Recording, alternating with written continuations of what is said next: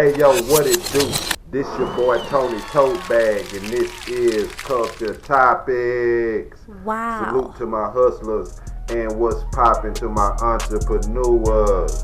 D-Town team were at the track meet, and one team felt threatened by another team, and he pulled a knife out of his backpack, and he jugged and unalived the other student. One is an African American student, the one that did the stabbing, and the other student was a young white male. So anyway, he was incarcerated and got out on bond, and now he has been indicted by the Collin County grand jury. And Collin County, that's a county, if you're from Dallas, you know that Collin County, they don't play.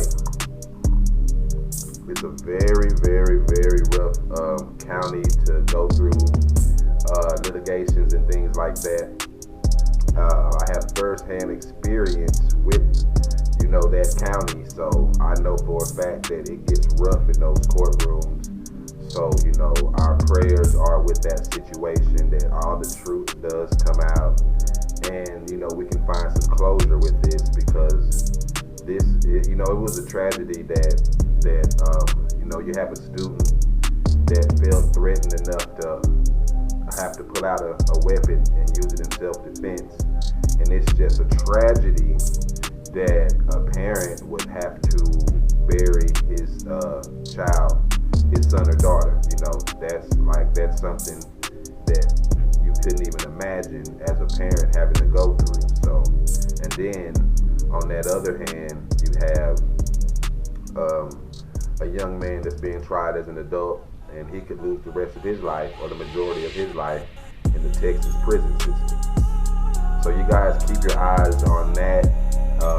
It's very tragic, very sad story on both ends out there in Frisco. I also have ties out in Frisco. I actually worked the area that this happened, the district that it happened. I'm in that area almost every day, to be honest with you. So, my heart go out to all involved, the friends and the family of Eric Metcalf and Karmelo Anthony. Alright, so y'all pay attention to that. Also, in the news, in the headline, we have the Antoine Massey situation out in New Orleans, Louisiana. He was a part of the inmates that escaped from the parish, New Orleans parish, or the Orleans parish rather. And it was down to two. He was one of the last two that was still at large. And so he was the one that was posting on social media, and he pretty much wanted to advocate for his innocence. And he had paperwork and things like that he was showing, and he was looking fresh and things like that. And I don't know what that really didn't have anything to do with it, but he was clean, when he did his little video, you know what I'm saying? So he's been apprehended, and there's a lot of uproar and fuss about him escaping from that jail and going on the run. But if you've never been incarcerated, never had your freedom taken away for whatever reason, you don't know what it's like to try to get at least one more minute out there of freedom. One more day, one more week, one more month, one more good meal, one more hot shower. All of that stuff is important, man. And when you're locked up, you're faced with the reality of you're possibly never going home. So those guys that escaped from that jail, I can understand also firsthand how they feel, because I've been incarcerated myself. So I never thought about escape. Well, I probably have thought about escape, but never nothing serious at all. Period. But that's just a thought. And for the people that do escape, I have spoken with inmates while I was inside, and they told me 100% that they would escape, and they would try to escape if they don't make their parole. So this was in a detention center or whatever. That's a whole other story about that. But what I just said, that's a whole, that's a story right there at itself. But I've been following the news, and I haven't seen that this person has escaped or anything like that. So I guess I don't know. But anyway, so we're following that. We still have one person that has not been captured in that situation with the escaped Orleans inmates or whatever. So we pray that he stays safe, and whatever happens, it happens, and no one gets hurt. Whatever has to happen, it happens, and we just pray that no one gets hurt. So he's had his freedom for about 6 or 7 weeks now, and I'm pretty sure he doesn't want to give that last inmate, he doesn't want to give that up. So he's going to stay low key. I seen in the news, I seen on YouTube today that he was spotted wearing a wig or whatever. This is that last inmate that I'm talking about. So I don't know if that's true or not, but they had a picture of him in a wig and a picture of his mugshot side by side. He's been staying low key and off of the internet and things like that.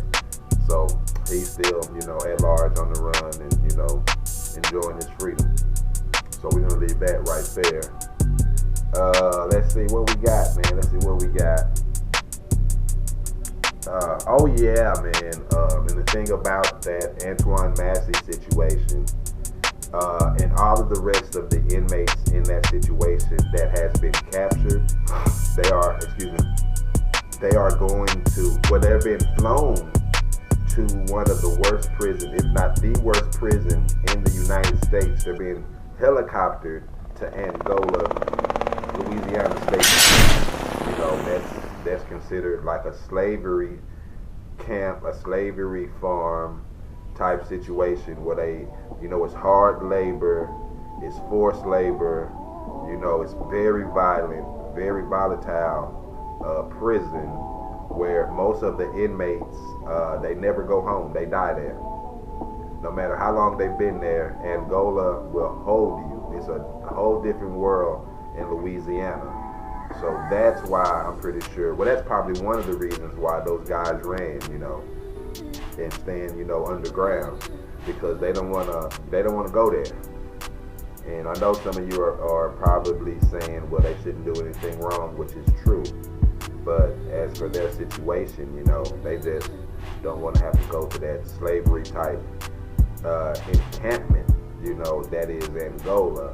And if you guys don't know about it, I encourage you to look it up and see what I'm talking about, because it's a very rough place, and no one wants to go there. So, shout out to the men that are in Angola holding it down. I believe Lil Boosie is there, C-Murder, and people like that, high-profile people like that. So shout out to all of the inmates there.